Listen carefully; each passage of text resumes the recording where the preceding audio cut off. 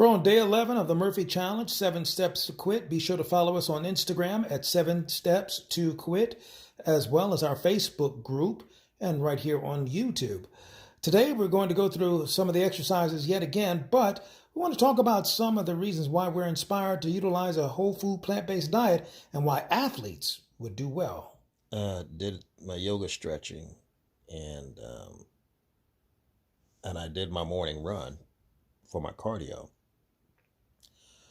I was having some big time pain where when I would get out of the car just to stand up, I was literally straining and paining myself to stand up. And so I went to my frat brothers and stretched out in his sauna. You can see it right here. He has a home sauna. And I stayed in that sauna for about an hour, stretching and doing yoga stretches there as well.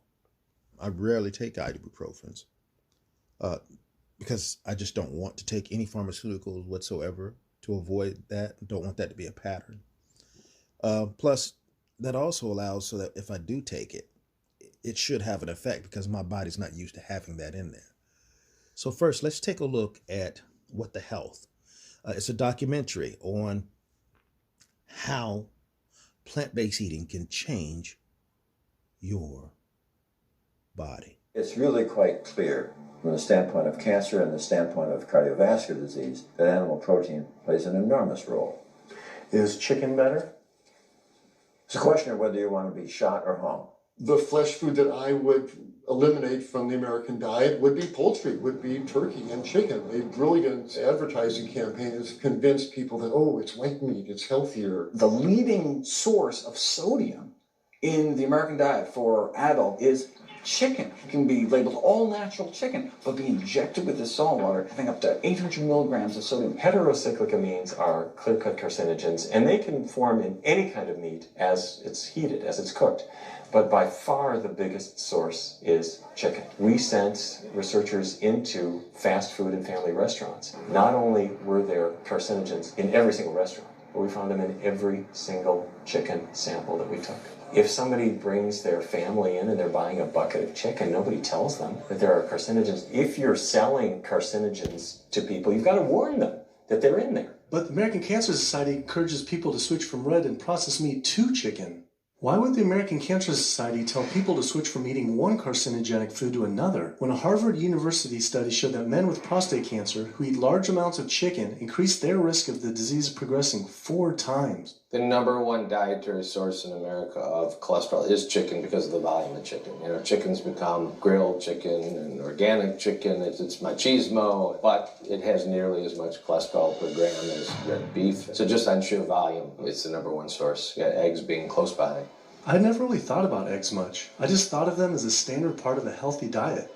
But then I found a study suggesting that eating just 1 egg a day can be as bad as smoking 5 cigarettes per day for life expectancy. The yolk of a hen's egg is the most concentrated glom of saturated fat and cholesterol. It is made to run a baby chicken for 21 days with no outside energy. It is pure fat and cholesterol. And when we put that into our bloodstream, it coats our red blood cells. Our blood gets thicker and more viscous. It changes our hormone levels. It raises our cholesterol levels. There's nothing healthy about eating the yolk of the egg. But I thought cholesterol and saturated fat wasn't an issue anymore. You know, these saturated fat studies that have come out trying to vindicate saturated fat, there's a campaign by the dairy industry, right? The number one source of saturated fat is dairy. It's not meat. 2008, the global dairy industry got together at a meeting and explicitly, read their agenda, was to neutralize the negative impact of milk fat by regulators and medical professionals, unquote. So what did? They funded studies. The main study that started the whole saturated fat media craze was funded by the National Dairy Council. The egg industry similarly funds studies that confuse consumers by making claims that eggs don't negatively affect heart function. That is, only when compared to eating a McDonald's sausage McMuffin? So what they're really saying is that eating eggs is just as bad as eating a McMuffin. When you eat foods like beef or steak or a processed meat, a hot dog, you're not just getting saturated fat. You're also getting other additional toxins that are in that food. There's heme ions, carcinogens, processing chemicals. This is all a lot more complicated than just looking at saturated fat. You know, the strategy is not on making their products any safer. The strategy is to just try to confuse the public, to introduce doubt. You know, there's a famous tobacco industry memo. It's called "Doubt is Our Product." That's all they had to do. They didn't have to convince Americans that smoking was healthy, right? They just had to introduce doubt. Then they would win. If there's just enough controversy, people kind of throw up their hands. I don't know what to eat. Confusion is their game. I really don't think people thought what they ate led to heart disease. They think, oh, it's genetic, my parents had it. I don't think people really think that what they ate led to diabetes. I think, oh, my parents had it, I was going to get it. And certainly cancer, they don't think that way.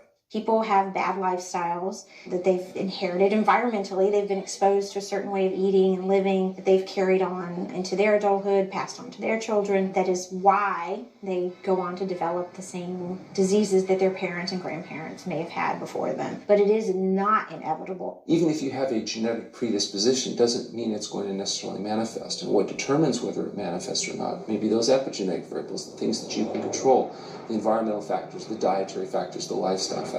So we can actually change the expression of genes, tumor-suppressing genes, tumor-activating genes, by what we eat, what we put into our body. So, you know, even if you've been dealt a bad genetic deck, you can still reshuffle it with diet. Now, I'm stretching right into bed, trying to get going again here, working through this injury. So the second clip that you're going to see, another movie that really helped me get focused on eating a plant-based diet, is a movie called The Game Changers. And this was specifically for athletes, and why a plant-based diet is more beneficial if you're an athlete. It featured the Tennessee Titans and how their team is changing over to a plant-based diet and how they began having some of the best seasons that they could. Now, they haven't reached the Super Bowl yet as of this taping, but they're getting stronger and stronger, and Derrick Henry's becoming more of a monster to people, and he's a natural monster anyway. But you combine that Tennessee Titans along with a plant-based diet, and that makes for a much bigger Frankenstein monster than you want to ever deal with, even on a football field. But this particular documentary talks about endurance athletes, cycling athletes, boxers, UFC, the guy that beat Conor McGregor for the title, beat him into a pulp and made him submit, and he had changed to a plant-based diet, while Conor McGregor had been eating steaks. And then they got to an interesting part of the study where they began to talk to strength athletes. That's where we pick up this clip of the documentary. Kendrick Farris was the only male weightlifter to represent the United States at the 2012 and 2016 Olympic Games. Olympic style weightlifting is going from the ground to overhead in one or two explosive movements, the most explosive movements that can be done.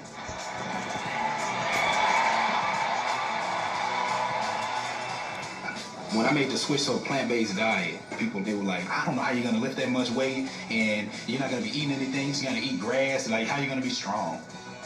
I qualified for my third Olympic team, you know what I'm saying? I broke 2 American records. I won the Pan Am Games. I was like, man, like I think I should have done this a long while ago. Like, why didn't I research this before? And Kendrick wasn't alone. 5,000 miles away, I found another strength athlete named Patrick Baboumian. Long onions!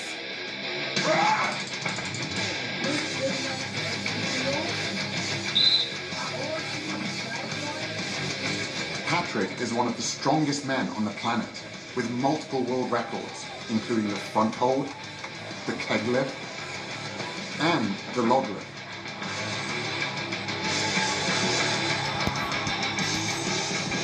How could one of the world's strongest men be so powerful, eating only plants? No meat, no milk, no eggs. Most of the training I do at home because it's just more practical. Someone asked me, how could you get as strong as an ox without eating any meat? And my answer was, have you ever seen an ox eating meat? I stopped eating meat in 2005. Up to that time, I was 105 kilo. And now I'm 130 kilos. Also at the same time, I set like 4 world records. So when I stopped eating meat, I got stronger and bigger. Okay, let's go into here. Okay. Yeah, really take care of, your back should really be straight. Get up. At 700 pounds, I could not move the yoke at all. It felt like it was bolted to the ground.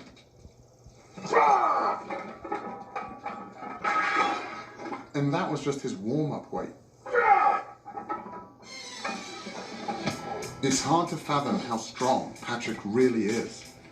It's almost superhuman.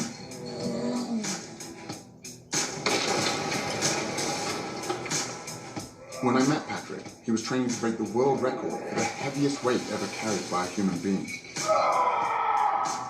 To break that record, Patrick would have to carry 1,224 pounds. That's the weight of a horse, a distance of 33 feet. The thing with the yoke is, if you really, really go insane with the weight, when you do a step and all the weight is on one leg, it sometimes feels like your bones could just break.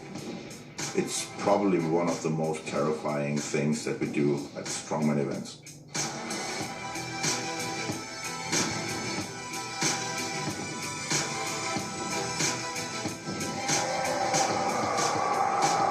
Let's see if it's still nagging pain, and if I can stand up, right? Without any pain. Oh, heck yeah. Yeah, a whole lot better. So I had to break my fast last night, so I only made it to 48 hours. I was trying to make it to 72. I'm feeling a whole lot better. So we're gonna pick up and keep it rolling with the Murph Challenge. But the last clip that I want to show you is from the movie called Invisible Vegan. Now this is specifically because it talks about the legacy of soul food in the Black community. Understand that we in the Black community came from a background of slave eating, where our ancestors were innovative enough to take the garbage that the white slave owners would throw out, and we would take that garbage and turn it into a palatable meal, like hog intestines, known as chitlins. So Invisible Vegan is talking about eating a plant-based diet and embracing it and not seeing it as, a white thing, whereas actually it's been an African thing. It's been a cultural thing. In fact, Black folks, Asian folks, Hispanic folks, we are notoriously lactose intolerant because our people didn't drink cow's milk. You want to know why you're lactose intolerant? You're not supposed to have it anyway. Why are we drinking the milk of another animal when human beings produce their own milk, and then we wean ourselves from milk as adults, but then we keep drinking milk as adults from another animal? Why eat the dog? Why cow's milk? Why not dog's milk? But you go, ugh, exactly. But there's really no difference. It's still another animal's milk. But anyway, take a look at this clip and just ponder some things. PCRM did a study looking at diet and menstrual issues, but specifically fibroids. And what we know is that diets that have a lot of compounds in them that stimulate inflammatory hormones and compounds within our bodies increase the risk of developing fibroids and or the severity of the symptoms that are associated with having them. And again, animal foods are the leading culprit in that regard because they stimulate the growth of fibroids and also make them much more painful and symptomatic if a woman develops them. So after learning all this stuff, my question was, if a plant-based vegan diet is scientifically proven to be healthier for you and prevent diseases, Why aren't our doctors giving us this information? 50 years of research have told us that plant-based foods are healthiest. So you're not going to hear that from your doctor, and the reason that you're not is because doctors get 4 hours or fewer of nutrition in their entire 4 years of medical school, if they get it at all. In Western medicine, we operate from the disease model. We are in the business of treating sick people. It's unrealistic as a populace for us just to expect physicians being ignorant and having a strong financial interest not to tell us anything about nutrition at all. We pay doctors through third-party insurances, and those insurance companies will pay me to prescribe a drug to you, but they won't pay me to sit and talk to you for a half an hour to an hour about changing your diet. There's a lot of people who buy into the standard U.S. Western medical science, and I think our community deserves better than that, and we need a holistic approach. So when I see people of color repping the holistic, then it gets interesting. The entire medical industrial complex, ranging from the insurance companies, the hospitals, they all have an interest in the population as a whole continuing on and advancing the nutricidal pattern of food consumption that we have. It is popular in the mainstream vegan movement to actually promote veganism as a cure-all, making people feel as if it's the individual's responsibility to take control of their health, and it really ignores a lot of the systemic factors that actually make it difficult for a lot of people to come to the health or the harmony that they need.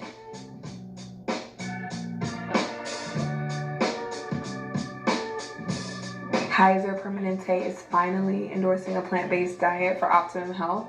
So the more light that we shed on these issues, the more we force the powers that be to come clean. But those 3 movies are just the 3 that have helped me out to stay focused, and I hope that they can inspire you. Now, there are many others, particularly if you have Netflix. When you look up one, it'll give you a whole panel of other movies that you can watch. But the ones that made a difference for me, once again, were What the Health, The Game Changers, and The Invisible Vegan. But there are more, and there's more stuff online, and you can search it. I'm not telling you have to do things my way. I'm just telling you this was successful for me. So yeah, I eat a plant-based diet, and I've been doing it for the last 3 or so years, and I haven't looked back. Still like the smell of some stuff when it's cooking, but I haven't looked back with eating, and it has been nothing but profitable to my entire system, health, and body. Join us for day 12 coming up.